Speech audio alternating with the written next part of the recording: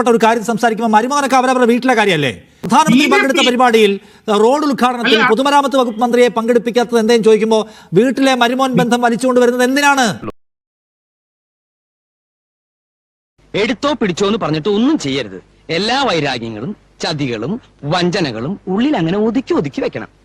എന്നിട്ട് സമയം നോക്കി അതിൽ ഓരോന്നായി പ്രയോഗിക്കണം. ചന്ദ്രശേഖർ രാഷ്ട്രീയക്കാരനാണ്. ഇവിടുത്തെ രാഷ്ട്രീയ പാർട്ടിയുടെ ഒരു BJPയുടെ സംസ്ഥാന പ്രസിഡന്റാണ്. അദ്ദേഹത്തിനോട് രാഷ്ട്രീയമായ ചോദ്യം അങ്ങനെ ചോദിക്കുമ്പോൾ അദ്ദേഹത്തിന് സൗകര്യമുള്ള പോലെ അദ്ദേഹം ഒരു ഗവൺമെന്റിന്റെ പ്രതിനിധിയല്ല. അദ്ദേഹം അതിന് ആ രീതിയിൽ തന്നെ മറുപടി പറഞ്ഞു. എന്താ നിനക്കിതിന് മാസക്കൂലിയ ദിവസക്കൂലിയ? മറുപടി ആ രീതിയിൽ മറുപടി പറഞ്ഞു എന്ന് വെച്ചാൽ നമ്മൾ മോശം ചോദ്യമെല്ലാം ചോദിച്ചു. എന്തുകൊണ്ട് പൊതുമരാമത്ത് വകുപ്പ് മന്ത്രിയെ വിളിച്ചില്ല എന്ന ചോദ്യത്തിന് മരുമോനെ വിളിക്കാൻ പറ്റുമോ എന്നുള്ള അല്പത്തം പറഞ്ഞ ചോദ്യമാണോ തിരിച്ചു വയ്ക്കുക? സ്വാമിയെ നിന്നേ അങ്ങനെ അങ്ങ് പോയാലോ? ഒരു കേന്ദ്രമന്ത്രിയായിരുന്ന ആളല്ലേ? BJP എന്ന് പറഞ്ഞ പാർട്ടിയുടെ സംസ്ഥാനത്തെ അധ്യക്ഷനല്ലേ? ബേപ്പൂരിലെ MLA, അവിടെ നിന്ന് ജയിച്ചു മന്ത്രിയായ ഒരാൾ.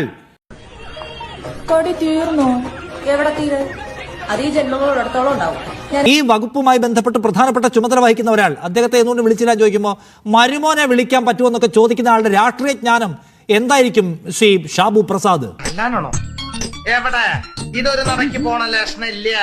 ഞാൻ ഇവന്റെ രണ്ടെണ്ണം വാങ്ങിച്ചിട്ടേ പോവുള്ളൂ. അതായത് നിഷാദ് ഇവിടെ ജയിക്കിനോട് ചോദിച്ച അതേ ചോദ്യം അതൊരു പ്രധാനപ്പെട്ട കാര്യമാണ്. കാര്യം കേരള സർക്കാരിന്റെ തലവനെ വിളിച്ചിട്ടുണ്ട്. അദ്ദേഹം ഈ കേരളത്തിലെ മുഴുവൻ ജനങ്ങളെയും റെപ്രസെന്റ് ചെയ്യുന്ന കേരളത്തിന്റെ നേതാവാണ്. അതിനപ്പുറം വേറൊരാളില്ല ഇപ്പൊ കേരളത്തിലെ സംബന്ധിച്ചിടത്തോളം. ഇനി മറ്റൊന്ന്, ഈ പറഞ്ഞതുപോലെ ഈ മരുമകൻ എന്ന് പറയുന്നത് അദ്ദേഹത്തിനെ സംബന്ധിച്ചിടത്തോളം ഇത്രമാത്രം അധിക്ഷേപം ഉണ്ടാക്കുന്ന ഒരു കാര്യമാണെങ്കിൽ അദ്ദേഹം 5-6 കൊല്ലം മുമ്പ് അത് ചിന്തിക്കേണ്ടത്.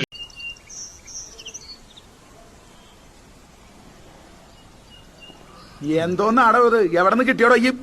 അല്ല, അങ്ങനെയല്ലല്ലോ. ഇത് നമ്മൾ സംസാരിക്കുന്നത് സർക്കാരുമായി ബന്ധപ്പെട്ട ഒരു കാര്യം സംസാരിക്കുമ്പോൾ മരുമകനൊക്കെ അവരവരുടെ വീട്ടിലെ കാര്യമല്ലേ?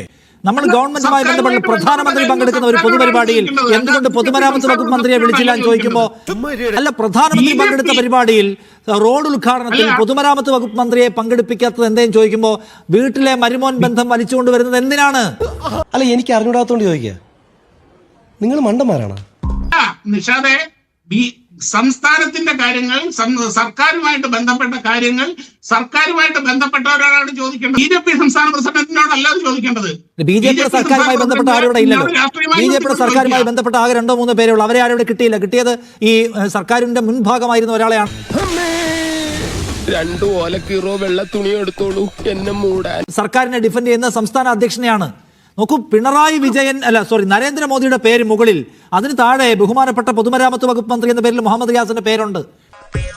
ബാബു, ആ ജ്യോത്സ്യൻ കാറ്റുപായ ഗോപീകൃഷ്ണനെ ഒന്ന് വിളിക്കണം. എന്റെ സമയം മോശമാണോ അല്ല വളരെ മോശമാണോ എന്നൊന്നറിയാനാ. ഉണ്ട് റിയാസിന്റെ പേര്. പിന്നെ ചന്ദ്രശേഖരന് മാത്രം, രാജീവ് ചന്ദ്രശേഖരന് മാത്രം ഇത് മരുമോനാവുന്നത് എങ്ങനെയാണ്? അങ്ങനെ മരുമോനാണെങ്കിൽ പിന്നെ അടുത്ത പ്രശ്നം ഇന്നലെ അല്ലല്ലോ PMO ഇത് വിവരം അറിയിക്കുന്നത്. ഈ ഇവരുടെ പേര് പ്രധാനമന്ത്രിയുടെ പരിപാടിയിൽ ആരൊക്കെ പങ്കെടുക്കണമെന്നും സ്റ്റേജിൽ ആരൊക്കെ ഇരിക്കണമെന്ന് ഇന്ന് രാവിലെ അല്ലല്ലോ തീരുമാനിച്ചത്. മുമ്പ് ഇതിന്റെ പ്രോസസ് എത്ര ദിവസം മുമ്പ് തുടങ്ങുന്നതാണ്. അല്ല,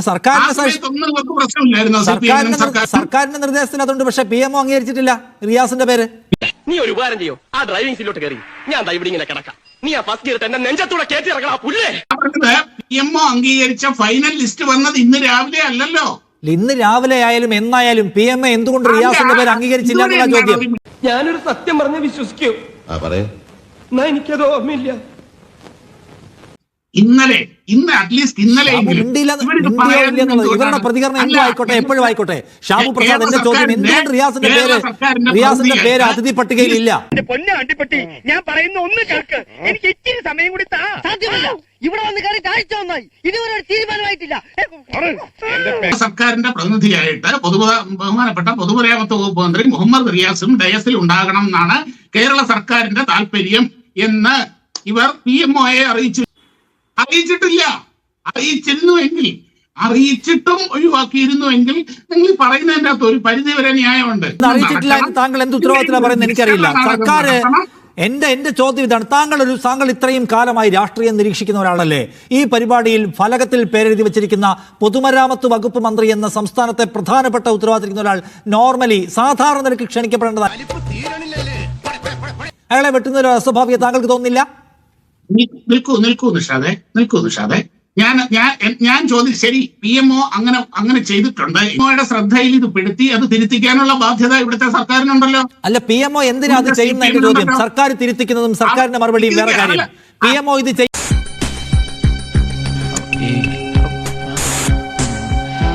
അല്പത്തരം PMO ചെയ്യാമോ? നിങ്ങളെ സംബന്ധിച്ചിടത്തോളം, നിങ്ങളെയും CPM-നെ സംബന്ധിച്ചിടത്തോളം വർഗീയ ഫാസിസ്റ്റ് പല RSS നിയന്ത്രിക്കുന്ന അങ്ങനെയുള്ള വൃത്തികെട്ട സർക്കാരിൽ നിന്ന് ഇതൊക്കെ നിങ്ങൾ പ്രതീക്ഷിക്കണം. എനിക്ക് ഈ നാട്ടിലെ ഒരു ദാരിദ്ര്യവാസിയെ വിശ്വാസമില്ല. അടി പോയ ബക്കറ്റ് വെള്ളം കോരുന്ന പ്രാന്തന്മാരാ. അതിന് ലാഭം ബോധവരുമ്പോഴേ കിട്ടില്ല. രോഗം പിരിച്ചുകൊണ്ടിരിക്കുന്നു. ആഴ്ച മുമ്പ് കൊടുത്ത ലിസ്റ്റിൽ മുഹമ്മദ് റിയാസിന്റെ പേര് കൂടി ഉൾപ്പെടുത്തണം എന്ന് PMOയോട് ആവശ്യപ്പെട്ടോ? ശരി, അല്ല ജയിക്കെ സർക്കാർ റിയാസിന്റെ പേര് ഉൾപ്പെടുത്തണമെന്ന് ആവശ്യപ്പെട്ടിരുന്നുവെങ്കിൽ ആ പേര് വന്നനെന്നാണ്. ഫലകത്തിൽ റിയാസിന്റെ പേരുണ്ട്, അദ്ദേഹം പൊതുമരാമത്ത് വകുപ്പ് മന്ത്രിയാണ്. അപ്പൊ ഇനി സർക്കാർ പുറകെ നടന്ന് നിർബന്ധിച്ചാലായിരുന്നു ആ പേര് ചേർക്കാൻ. നിർബന്ധിച്ചിട്ടില്ല എന്നാണ് എനിക്ക് അങ്ങനെ ഒരു ആശയവിനിമയം നടന്നതിന്റെ പേപ്പറിന് തെളിവൊന്നും എന്റെ ഇല്ല. അതിന്റെ ഒരു സ്റ്റാറ്റസ് അറിയാമോ? ജയിക്കിന് അറിയാമോ? എന്ത് തേങ്ങയാണ് പറയുന്നേ? എനിക്കൊന്നും മനസ്സിലാവുന്നില്ലല്ലോ. ഇപ്പൊ നിഷാദെ വാക്കുകളെ വളച്ചൊടിക്കരുത്. നിർബന്ധിച്ചോ ഇല്ലയോ എന്നുള്ളതല്ല, അത് രേഖാമൂലം അറിയിക്കുക. ആ കമ്മ്യൂണിക്കേഷൻ നടന്നിട്ടുണ്ടോ എന്നേ ഞാൻ ചോദിച്ചു. എല്ലായിരുന്നു അധികാരത്തിലെങ്കിൽ ഈ പണിയുടെ ഇതിന്റെ വർക്കിന്റെ ഓരോ ഘട്ടത്തിലും ഇവർ കേരളം കത്തിക്കുമായിരുന്നു. ഇവിടെ നമ്മൾ കണ്ടിട്ടുള്ളതാണ്. നിനക്കതൊക്കെ എങ്ങനെയാ സാധിക്കുന്നത്? കേരളത്തിലെ ഈ ഹൈവേ വികസനത്തിന്റെ ഏറ്റവും വലിയ ഭാവനാത്മകമായ കാഴ്ചപ്പാട് ആദ്യം കൊണ്ടുവന്നത് ബഹുമാനപ്പെട്ട NK മുനീർ പൊതുമരാമത്ത് മന്ത്രിയായിരിക്കുമ്പോഴാണ്. പ്ലാനിംഗ് സ്റ്റേജിൽ പോലും അന്ന് അവരെന്തായിരുന്നു പറഞ്ഞിരുന്നത്? രാമൻ നായരുടെ പശുവിനെ അപ്പുറത്ത് കെട്ടാൻ പറ്റില്ല എന്ന് പറഞ്ഞിട്ടല്ലായിരുന്നു? കേരളം മുഴുവൻ വിഭജിക്കാനായി കേരളത്തിനെ തകർക്കും എന്നൊക്കെ പറഞ്ഞ് എത്ര ബഹളം. ഈ നാഷണൽ ഹൈവേയുടെ വികസനത്തിന്റെ സമയത്ത് 2013 എന്താ നിന്റെ പ്രശ്നം? നാഷണൽ ഹൈവേ അല്ല, എക്സ്പ്രസ് ഹൈവേ വേറെ പരിപാടിയാണ്. ഇത് കേരളത്തിന്റെ മണ്ണിൽ നടക്കുന്ന റോഡ് വികസനമാണ്. രണ്ട് പ്രോജക്റ്റാണ്, രണ്ടും ഡിസൈനുള്ള പ്രോജക്റ്റാണ്. അതല്ല ഉദ്ദേശം. ഞാൻ മാറി പിന്നെ ചൂടാണ്ട് AC ഒന്നും ഇല്ല. അത് അത് തന്നെയല്ലേ ഇപ്പൊ സത്യത്തിൽ എന്താണ് കേരളത്തിൽ ഈ റോഡ് ക്രോസ് ചെയ്യാൻ പറ്റുമോ? ഇവരെന്താണോ ആലോചിച്ചത് അത് തന്നെയല്ലേ ഇപ്പൊ നടന്നിട്ടുള്ളത്. ഈ റോഡ് ക്രോസ് ചെയ്യാൻ പറ്റുമോ? അതിന്റെ ഡെസിഗ്നേറ്റഡ് ആയിട്ടുള്ള സ്ഥലങ്ങളിൽ അണ്ടർപാസിലൂടെയോ ഓവർബ്രിഡ്ജിലൂടെയോ അല്ലാതെ റോഡ് ഈ 650 കിലോമീറ്റർ സ്ട്രെച്ചിൽ എവിടെയെങ്കിലും റോഡ് ക്രോസ് ചെയ്യോ? അക്ഷരാർത്ഥത്തിൽ കേരളത്തിനെ വിഭജിക്കുകയല്ലേ ചെയ്തിട്ടുള്ളത്. പക്ഷെ നിലവിലുള്ള റോഡിന്റെ എക്സ്പാൻഷൻ മാത്രമാണ്, മറ്റേതല്ല. വേറെ പരിപാടിയാണത്. ഞാൻ പോവേണേ. എല്ലാരും കൈവച്ചല്ലോ, ഇനി ആർക്കും പരാതിയില്ലല്ലോ. ഇതൊരു കാര്യം മറ്റേടത്ത് ഐഡിയ ആയിപ്പോയി. അവിടുന്നും കിട്ടി ഇവിടുന്നും കിട്ടി.